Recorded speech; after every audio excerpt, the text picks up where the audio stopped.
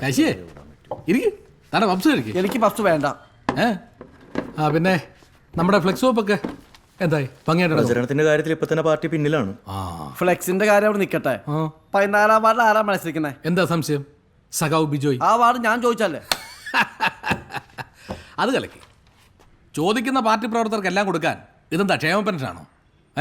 സഖാവേ, അച്ചടക്കമുള്ള പാർട്ടി പ്രവർത്തകർ നിലയ്ക്ക് പാർട്ടി ആരെ നിർത്തുന്നു അവരുടെ ജയത്തിന് വേണ്ടി പ്രവർത്തിക്കുകയല്ലേ നമ്മൾ ചെയ്യേണ്ടത്.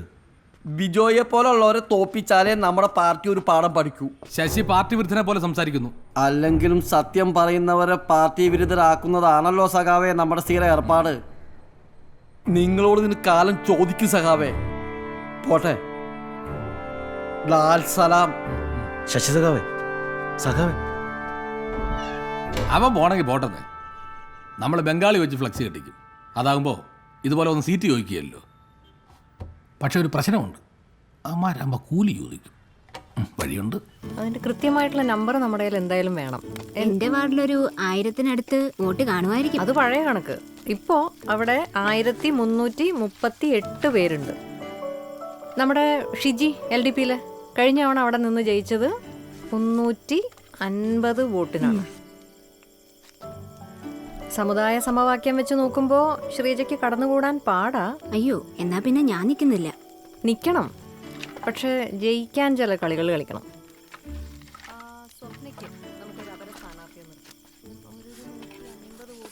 ധൈര്യമായിട്ട് നിൽക്കുന്നേ, നമ്മളെല്ലാരും കൂടെ ഉണ്ട്. നമ്മൾ ജയിക്കും. ചേച്ചിയൊക്കെ സ്ട്രോങ് ആയിട്ട് കൂടെ നിൽക്കും. ഒന്നും പേടിക്കാനില്ല. എല്ലാം മറ്റേ പ്രചാരണത്തിന്റെ പരിപാടിയൊക്കെ നമുക്ക് ചെയ്യാം, ഉഷാറാക്കാം. ഓക്കെ. എന്നാ ശരി മെമ്പറേ. പിള്ളേരോട് ഇവിടെ പഠിക്കാൻ പറഞ്ഞിട്ടാ വന്നേ. മെമ്പറെ, ആ മെമ്പർ പറഞ്ഞ നേരാ. അവരെനിക്ക് സീറ്റ് തന്നില്ല, ഞങ്ങൾ ഇറങ്ങി പോന്നു. ഇനി വല്ല കുഴപ്പമാവോ? എന്തു കുഴപ്പം? വിമതരായിട്ട് മത്സരിക്കണം. വാർഡ് ഏതാൻ തീരുമാനിച്ചോ? നമ്മുടെ 14-ാം വാർഡ് മൂൺലൈറ്റ് ബിജോയ് മത്സരിക്കുന്നില്ലേ, ആ വാർഡ്. അതൊരിത്തിരി മണ്ടത്തരമാണ് ചേട്ടാ. അയാള് കാശുകാരനല്ലേ, ജയിക്കാൻ വേണ്ടി എന്ത് കളിയും കളിക്കും. പിന്നെ ഞാനെന്താ വേണ്ട? മെമ്പർ പറ. ചേട്ടന്റെ വീടിരിക്കുന്ന 4-ാം വാർഡ് സേഫാ. അവിടെയാണെങ്കിൽ LDPക്ക് വലിയ സ്വാധീനമില്ല. പിന്നെ അവിടുത്തെ ഞങ്ങളുടെ സ്ഥാനാർത്ഥി ഗുണപാല. ആ സൈഡ് ഞാൻ നോക്കിക്കൊള്ളാം. ഉറപ്പാണോ? പിന്നില്ലേ, ചേട്ടനില്ലാതെ ഈ നാട്ടുകാർക്ക് ജീവിക്കാൻ പറ്റില്ല ചേട്ടാ. വോട്ടില്ലെങ്കിൽ തേങ്ങ ഇടില്ല എന്ന് പറയണം. പക്ഷേ ജയിച്ചു കഴിഞ്ഞാൽ എൻ്റെ കാര്യം മറക്കരുത്. പ്രസിഡന്റ് സ്ഥാനം തെങ്ങ് ചതിക്കില്ല, അതേപോലെ ആ തെങ്ങ് കയറുന്നവനും. മെമ്പർ പറയുന്നതേ ഞാൻ കേൾക്കൂ. പഞ്ച് ഡയലോഗൊക്കെ എനിക്ക് ഇഷ്ടപ്പെട്ടു, പക്ഷെ പ്രവൃത്തിയിലും വേണം. ഉറപ്പ്. ശരി. തെങ്ങിന്റെ മണ്ടേലാരാണ്ടി തെക്കേലെ ചന്തേലാലോണ്ടി അല്ലാണ്ടി ഞാനാണ്ടി.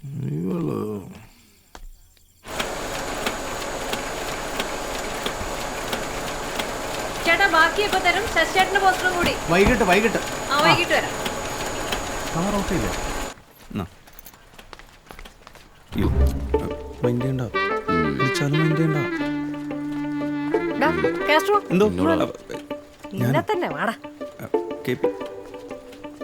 ഈ പോസ്റ്റർ ഒട്ടിക്കാനും ഫ്ലെക്സ് അടിക്കാനുള്ള പൈസയൊക്കെ ഉണ്ടോ? വല്ലതും വേണമെങ്കിൽ ചോദിക്കണം. വേണ്ട. കാർലോ മാക്സ് മുത്തപ്പന്റെ അനുഗ്രഹം കൊണ്ട് ഒന്നിനും ഒരു മുട്ടൂല. പാർട്ടി പട്ടിണി പാവങ്ങളുടെ ആണെങ്കിലും നല്ല റിച്ചാ. അതും ഒരു പാർട്ടി നയമാണല്ലോ. അവന് ഇഷ്ടപ്പെട്ട മാമ്പഴ പുളിശ്ശേരി ഉണ്ടാക്കി വെച്ചിട്ടുണ്ട്. പാത്രമായിട്ട് വന്നാ തരാം. എന്താടാ പറഞ്ഞു? മാമ്പഴ പുളിശ്ശേരി. അല്ല, പോസ്റ്റർ ഒട്ടിക്കാനും ഫ്ലെക്സ് വെക്കാനും കാശ് വേണമെന്ന് ചോദിച്ചു.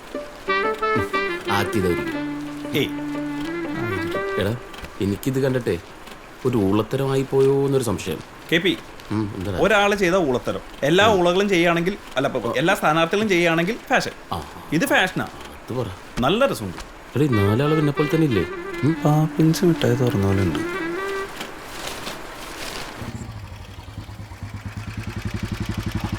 സുരേഷേ, ഒന്ന് കണ്ടില്ലേ നമ്മുടെ ഫ്ലെക്സ് കണ്ടില്ലേ? ജിൽ ജിൽ ജില്ലേ. തട്ടി 4 ചാക്കും. എന്തോ മന്ദിയുണ്ട് കേട്ടോ. എടാ, ഒരു ചെറിയ പ്രശ്നമുണ്ട്. സംസ്ഥാന കമ്മിറ്റിയുടെ തീരുമാനം വന്നിട്ടുണ്ട്. ഈ പാർട്ടി മാറി വന്നവരെ മത്സരിപ്പിക്കേണ്ടെന്നാണ് LC തീരുമാനം. അത് അണികളിലും അനുഭാവികളിലൊക്കെ നിരാശ ഉണ്ടാക്കുമെന്ന്. അതിന് ഈ ഒരു സാഹചര്യത്തിൽ നിന്നെ മത്സരിപ്പിക്കേണ്ടെന്നാണ് LC തീരുമാനം. പോസ്റ്റർ ഒട്ടിച്ച് ഫ്ലെക്സിലൂടെ കഴിഞ്ഞപ്പോഴാണോ പാർട്ടിക്ക് ബോധോദയം ഉണ്ടായത്? ഇനി നാട്ടുകാർ മുഖത്ത് ഞാൻ എങ്ങനെ നോക്കും? ഞാൻ മാറത്തില്ല. ഗുരുത്വം എന്ന് പറയുന്നത് ഇതിന്റെ പുറകിൽ എന്തോ ഗൂഢാലോചന ഉണ്ട്. UDP പ്രവർത്തകനെ പ്രലോഭിപ്പിച്ച് നിങ്ങൾ ചതിക്കായിരുന്നില്ലേ? എടാ പാർട്ടി ആരെയും ചതിക്കില്ല. നീ വസ്തുതകളെ അതിന്റെ ഗൗരവത്തിൽ കാണണം. പുതിയതാരെ കെട്ടിറക്കുന്നത്? സീനിയർ മെമ്പറായ കുഞ്ഞമ്പൂനെ പരിഗണിക്കണമെന്നാണ് DC തീരുമാനം. DG പോകാൻ പറ. ഞാൻ ശശിയെ പോലെ ഒറ്റക്ക് മത്സരിക്കും. എടാ ശശിയെ പോലെ അല്ല നീ പാർട്ടി വിട്ട് വന്നവനാ. വിമതനായകനെ അവസരവാദി എന്ന് പറഞ്ഞ് മുദ്ര കുത്തും. വെറുതെ പാർട്ടിയെ വെറുപ്പിക്കാൻ നിൽക്കണ്ട. എന്റെ ബാബു, ഞാൻ ഇത്ര വർക്കൊക്കെ ചെയ്തിട്ട് എന്റെ ബ്രെയിൻ ഇരുമ്പുന്നു. എടാ നിന്റെ അവസ്ഥ എനിക്ക് മനസ്സിലാവും. തൽക്കാലത്തേക്ക് നീ പാർട്ടി തീരുമാനത്തിന് കീഴ്പ്പെട്. അതാണ് പ്രധാനം. എന്നെ അടുത്ത സൈറ്റിലേക്ക് ഒന്നും ഇട്ടേക്കോ. ബാബുക്ക, ഇത് വലിയ ഇവിടെ ചതി. നിന്നിട്ടേ വലിയ കാര്യമൊന്നുമില്ലല്ലോ. കഷ്ടമല്ല തൂഞ്ഞാലായിപ്പോയി. KP, കുടുംബ ബന്ധങ്ങൾ തകർന്നടിയുമ്പോൾ പിടിച്ചു നിൽക്കാൻ പാടുപെടുന്ന ഒരു സ്ത്രീ. അവൾ സാരിത്തുമ്പിലൊപ്പിയ കണ്ണുനീർ കടലാകുന്നു. അഖിലയുടെ സ്വപ്നം ഇനിയെങ്കിലും സാധ്യമാണ്. ഒന്നല്ല പട്ടണി പാവങ്ങളുടെ ചെകുവേര തേരോട്ടം സീറ്റ് കിട്ടിയില്ലേ? ചെകുവേര അല്പം തേഞ്ഞിട്ടുണ്ട്. ഇപ്പൊ വെറും ജീവിക്കാൻ പോയ നിഖിൽ അച്ഛാ നിങ്ങൾ വന്നേ. ധാര വന്നിരിക്കുന്നേന്ന് കണ്ടോ? അവന്റെ തനിനിറം പാർട്ടി മാറിപ്പോയ അച്ഛൻ്റെ മോൻ. പ്പെടുത്തി സ്വാതന്ത്ര്യം, സോഷ്യലിസം, ഇന്ത്യയുടെ കൂടെ ജനാധിപത്യം. അയ്യട്ടി മനമ്മേ തീപ്പെട്ടിക്കോലെ ഒരയ്ക്കുമ്പോ കത്തും, കത്തുമ്പോ ചീറ്റും. ഇപ്പൊ complete ചീറ്റി. ഊ! കണ്ണീർ കടലിൽ എനിക്ക് വയ്യേ. എടാ മോനെ സുരേഷേ, എടാ നിക്ക അച്ഛനൊന്ന് പറയട്ടെ. സുരേഷേ, ജാരന്മാരാക്കി നിനക്ക് എന്തിന്റെ കേട്ടാ സുരേന്ദ്രൻ? കിട്ടാത്ത ചോദ്യങ്ങൾ അവന് നന്നായിട്ട് കൊണ്ടു. എല്ലാ ദിവസവും വൈകിട്ട്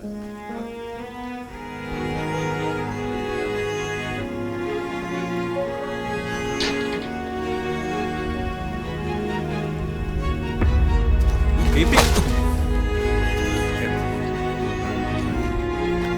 KP.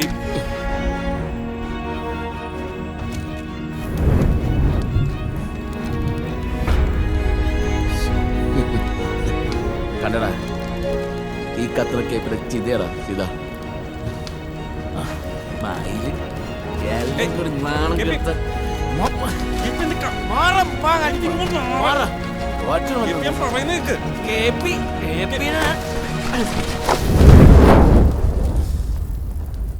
ആ പഞ്ചായത്ത് സെക്രട്ടറിയുടെ വീട്ടുകാർ വീണ്ടും വന്നു.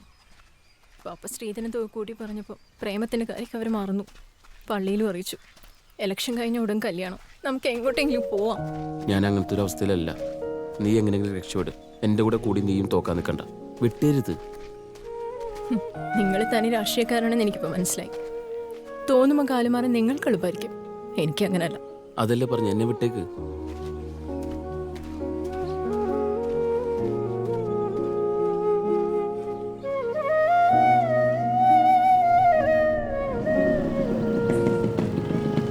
സഖാവേ, കേട്ടില്ലേ? എന്തുവാടേ രാവിലെ തന്നെ മനുഷ്യനെ പേടിപ്പിക്കാൻ? നമ്മുടെ കുഞ്ഞമ്പു സഖാവില്ലേ, പാർട്ടി ഓഫീസിന്റെ ഭിത്തി കയറി. എത്തിയില്ല. എന്തിന്? ഇന്നലെ സീറ്റ് കിട്ടിയ സന്തോഷത്തിൽ വീട്ടിൽ ചെന്ന് കയറിയതാ. ഡും ഒരു വീഴ്ച, പിന്നെ പൊങ്ങിയിട്ടില്ല. ആ അന്നൊരു പണി നീ ഒരു റീത്ത് അല്ലെങ്കിൽ വേണ്ട റീത്തൊക്കെ എന്തിനാ? റീത്തല്ല. ഇനി 5-ാം വാർഡില് ആര് മത്സരിക്കും? സഖാവ് KP മത്സരിക്കും. എനിക്ക് സീറ്റും വേണ്ട, കസേരയും വേണ്ട. ഞാൻ ഇന്നലെ ഉസ്മാൻഖാനെ വിളിച്ചിട്ടുണ്ട്. ഞാൻ ഗൾഫിൽ പോകാൻ തീരുമാനിച്ചു. ഇനി ഫേസ്ബുക്കിലൂടെ രാഷ്ട്രീയം മതി. അതാണ് സേഫ് മോനെ. എന്നെ വെറുതെ വിട്ടൊക്കെ ഒന്ന് കിടന്നോട്ടെ. KP ഒന്നും കൂടി ഒന്ന് ആലോചിച്ചിട്ട് ഒന്നുകൂടി കിടക്കണം. ചെല്ലേ.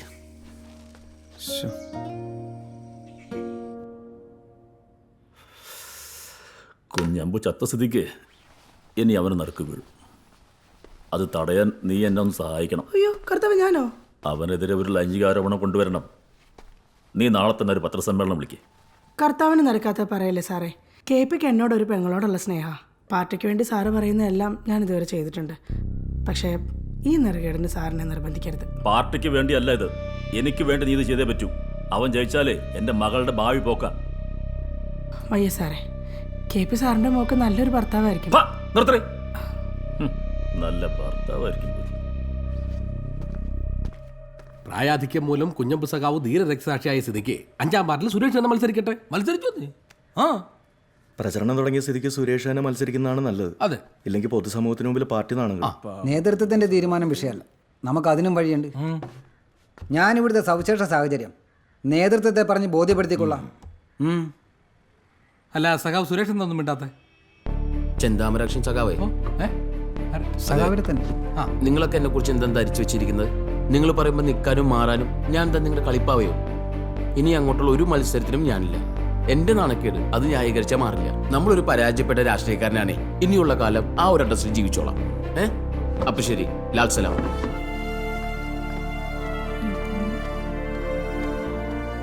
ബാബുരാജേ, നമ്മുടെ ഈ പാർട്ടിയുടെ തഞ്ചവും താളവും അറിയാൻ പാടില്ലാത്തവരെയൊക്കെ പിടിച്ചോണ്ട് വന്നാൽ ഇങ്ങനെ ഇരിക്കും. ഇത് രമ്യമായി പരിഹരിക്കേണ്ട ഉത്തരവാദിത്വം ബാബുരാജിനുള്ളതാണ്.